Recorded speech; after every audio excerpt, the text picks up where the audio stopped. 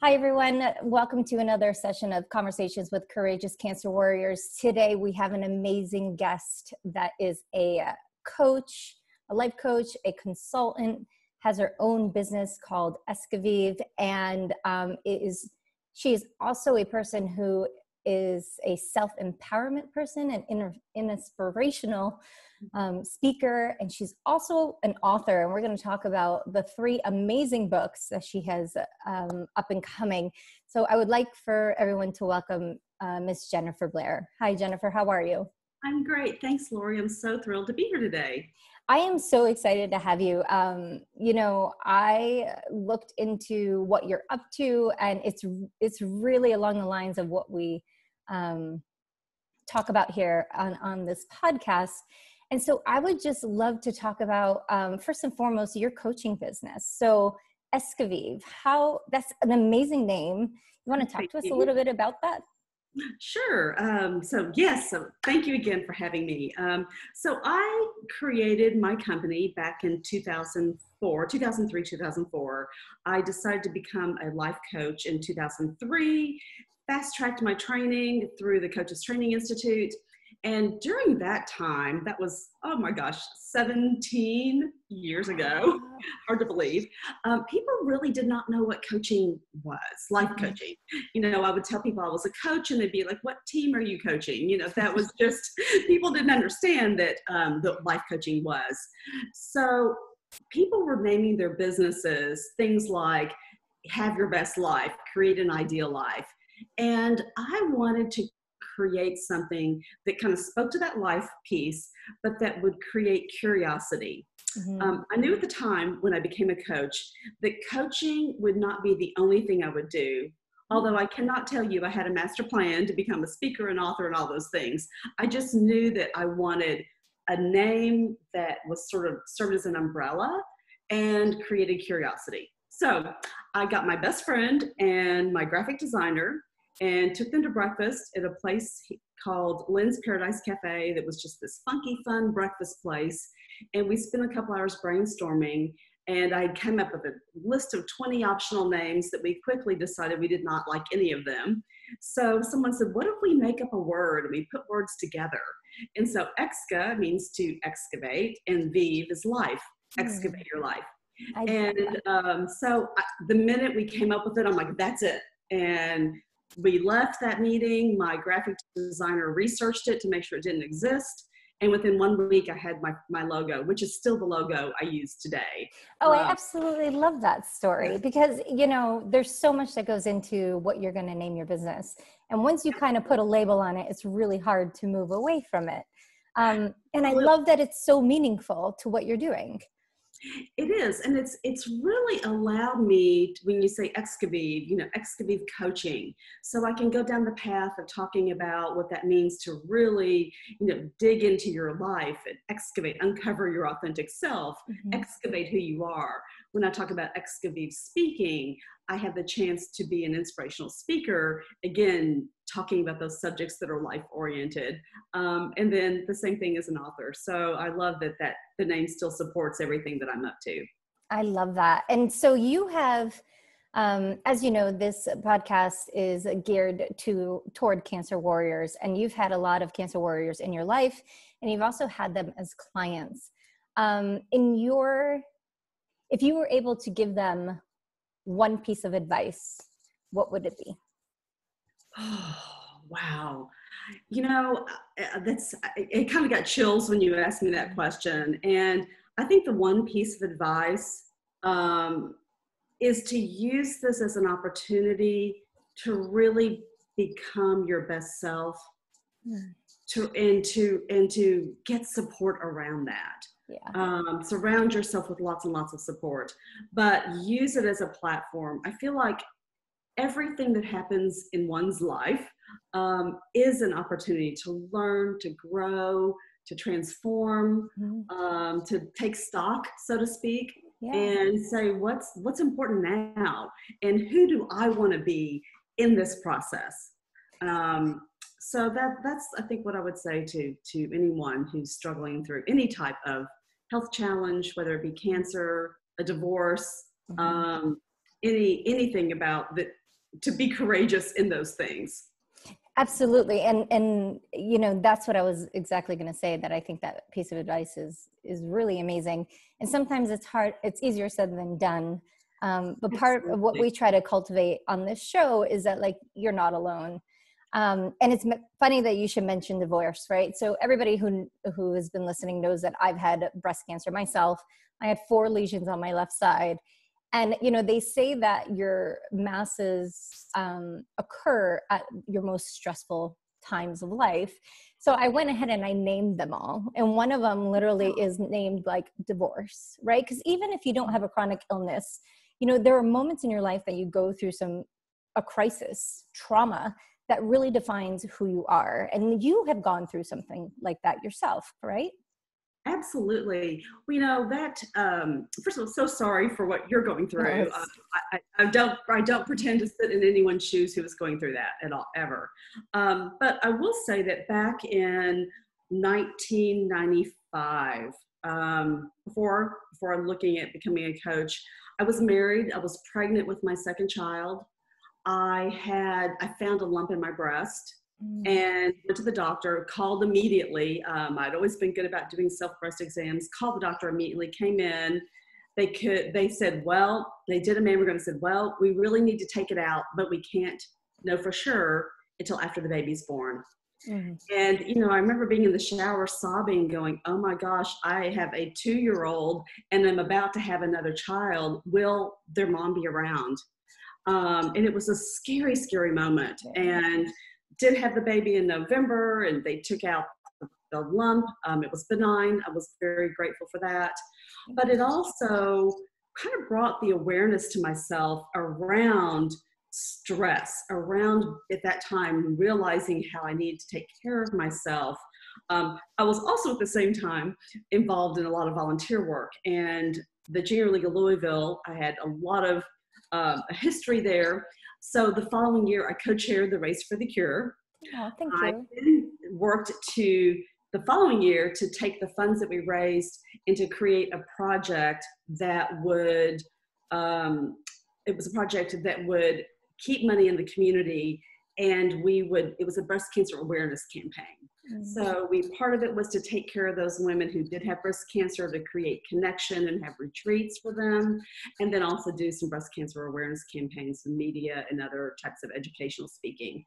So I got very busy supporting the cause to, you know, I also had a really close family friend that was diagnosed the next year in 1998. The same time my grandmother died, and she fought for her life for many, many years to stay alive to see her son graduate. She did eventually pass away from that.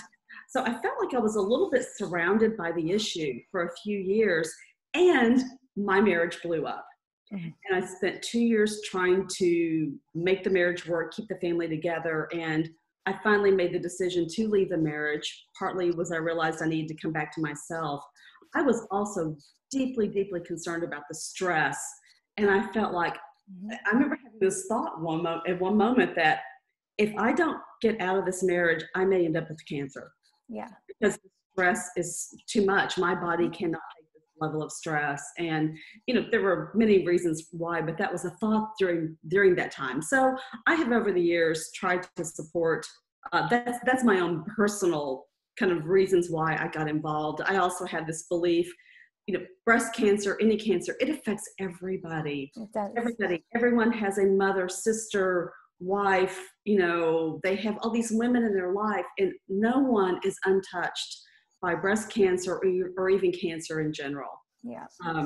Which was a big part of what motivated me to create my company, Excavive, because a big part of what I work with all of my clients are ways to de-stress and how you take care of yourself. And self-care must be part of your life plan, your business plan, all of it. So have worked quite a bit with my clients to make sure they're doing everything possible to best take care of themselves.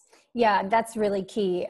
Regardless of whether or not you're the patient themselves, or if you're the caregiver or loved one, we all have our different stressors. And you know, I was having a conversation with another warrior last weekend, And honestly, you know, as a patient, as a warrior, you are just going through the motions. Like, you can't help anything that's going on with you. And half the time, if they give you a schedule of like, these are your doctor's appointments, this is what you need to do, you're kind of checking off the box and just going through the motions. And as a caregiver, it's so different because you see the person going through something very difficult and you can't help them. Right. And so it just adds, it's just a very different, but it's traumatizing for a caregiver too, for anybody who comes in contact. So thank you first and foremost for what you're doing for people and, you know, getting involved in the community and the support that you've shown. And then now you said that you have then started, you were an inspirational speaker, and then you started writing books. Do you want to talk a little bit about what those books are? Sure, would love to. So yes, to speak to the inspirational speaking part first, I became a coach and started telling everybody I knew, you know, when you first start a business, hey, I'm a coach now, and here's what I can do for you, and here's what coaching can actually ultimately, you know, help do for you. And about a few months into it, I started getting asked to be a speaker. Hey, could you come talk to our group? And so I slowly built up the speaking part of the business. And, you know, when I decided I could actually charge money for it, what I had to say was worthy of that. It was a moment that was really, I was excited about because I had been terrified to speak in public for years. And that was one of the things that grew me, was getting comfortable and starting to do that. And now, honestly, I love it. And during that time, as a speaker, I was introduced to a woman who started a magazine that was a local women's magazine called Underwired Magazine. And she needed some coaching. My graphic designer from, you know, years before had created my brand. She was the designer on this magazine. So she introduced us and I started coaching her. And within a few months, she said, I really think our readers could benefit from what you have to say. So she said, would you be interested in creating a coaching column for our monthly magazine? And we had a circulation of 10,000 at that time. We then increased it to 20,000. And it was just this magazine. It was a beautiful magazine that came on the scene in Louisville, Kentucky, which is where I am. And so I started writing every month different. The only criteria I had was to create a column that was on theme. Each magazine had a theme. So every month I would write, in my column at the time was called the Evolve column. And when I created this, and this is something I do as a writer, and I say this because all of my books and everything I create, I don't want to talk at people. I want to offer up perspectives and then bring someone in, give helpful lists, helpful hints, bring someone in. So I wrote my columns where I would speak to the issue, give a perspective, give a helpful list, and then have coaching questions at the end of every column. Love that. So my first book, The True You, Tools to Excavate and Explore, was released in January 2012, and it was simply a compilation of columns. So during this shutdown of COVID, during the pandemic, I decided to really get inspired, and I had been approached by my publisher to actually revise that. So I just finished The True You Reimagined, which is a compilation. Again, it's some of the columns that existed before, but it's now divided into 6 different areas. Uncover your authenticity, cultivate balance and being, pursue passion and play, enhance your relationships, enrich your work, and break free. And these are my 6 areas that I think are so critical to really having your best life. Oh, absolutely. I can't agree more. Yeah, so it's called The True You Reimagined, and that just came out this summer. So I also have a book. So you mentioned 3 books.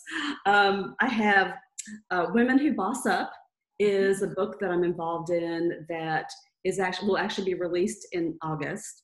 And there are 15 women around the world that are in this book that we actually tell our story. So it's how everyone overcame obstacles and then have gone on to create things in their life. So Women Who Boss Up tells my story. The True You Reimagined takes a deeper dive into how you can really have that transformation. And then I also am editing and I'm in the process of proofing The True You workbook. It's Tools to Reimagine Your Life. It's my companion workbook to my book, and that will be out in the next month. So, wow, you have a lot going on. Like in your free going time, you're just editing your workbook. I absolutely love it. A woman after my own heart, for sure. Now, this is a really exciting time for you. So my understanding, you're on a book tour, you're doing podcasts. So what is it like for you? Honestly, it is so energizing. It is one of the things I've learned through the last few months is how much I really, really love and need to step into my own creativity. Mm-hmm. I also realized, I've been a coach for 17 years. That's a lot of hours. I have about 8,500 coaching hours under my belt. I've been doing this for a long time, and I always ask myself at the end of every year, am I still relevant? Is this something for me to keep doing? Am I still needed out there in the world? So going on this book tour, writing these books, putting this out there in the world, feels really empowering and inspiring, even to me. It's making me want to dig down and go, what else have I got for you? And I'm actually have already written down 2 other ideas for books. So I love it. So for me, it's been energizing. It's been exciting. It's been connecting. I've loved to meet people like you and hear about their stories and what they're up to, and look for other ways to support other women in their businesses. So for me, it's a really super exciting time. Yeah, I mean, I'm very excited for you, and I'm very excited for the work that you're doing. And what we like to talk about here is through hard times, and you have a lot of hours. 8,500 hours, that's what you said? Folks, that's a lot of hours. As a coach, that's a lot of hours. Plus a coach is a single mom most of that time too. So yes. Wow, you are definitely a warrior indeed. So part of what we talk about here is, when you go through these crises like a divorce or cancer, an illness or something, that you want to keep a positive mindset throughout. And it's hard, right? It's not always the easiest thing. We're not always at our best in times of crisis. But what would be something that, like maybe in your workbook, what would be an exercise that somebody would be able to do to kind of support them in that? Well, my workbook takes you through those 6 sections that I mentioned a few minutes ago. Mm-hmm. But in the beginning of the workbook, I really try to give the tools for someone to for instance, there's an exercise that it's a chance for someone to write about who do I put out in the world? What's the revealed person? What's the authentic person? And then who's the ideal person I want to be putting out in the world? Right, because those are 3 different people. Right, thought-provoking questions. Love that. That really allow you. And what I love about a workbook, because we're so in tune to our computers. We do everything on our phones, on our computers. Mm-hmm. But what I love about the pen to paper, I think pen to paper is really a place you can create you can find answers, you can create a new life. I've got an ideal life exercise that helps you envision what your ideal life would be. Mm-hmm. I have an exercise on values that give you those tools to really go, this is who I am. I have an exercise on priorities. I've got a tip sheet on, excavating peace and serenity, 21 tips on how to de-stress. Love that. Those. So I'm also giving some help around that. And then what are the ways in which you want to embrace taking care of yourself? Yeah. So there are 50 something exercises in this book. Wow. But I think it is really important to take pen to paper, and it's just between you and the paper, so you really get the opportunity to play with that. I mean, it's a playful thing. And as you mentioned, there are people who sometimes maybe can't get there. They're going through their stress, they're struggling. For instance, I have a passion playlist. These are all the different ways in which you can tap into passion. It can be as simple as a walk in nature. Mm-hmm. It can be reading a book. Mm-hmm. So I'm about, let's look for the low-hanging fruit. Let's look for the doable thing, not the let's beat cancer and go create a multi-million-dollar business. that's too far of a reach. Let's find things that are stair-stepping you, that build on each other to continue to get you to where you want to go. Yeah, that's really great, because part of what we talk a lot about here is mindfulness, right? Like, how do you create a stress-free place? And one of the things we talk a lot about is meditation, of course, but journaling. And what I've experienced that worked for me, I definitely love the pen to paper, is that I tell people, I'm like, it doesn't need to be something huge, right? Like, just write down whatever it is that you're thinking, whether it's I don't know what I want to write about today, right? And just have it be okay that no matter where you are, that's where you are. And like, I think as human beings, and like you triggered a thought when you were saying, you have the ideal person and then you have your authentic person. We always try to hide the things about us that we don't want others to see. Right. But honestly, what happens is people see it.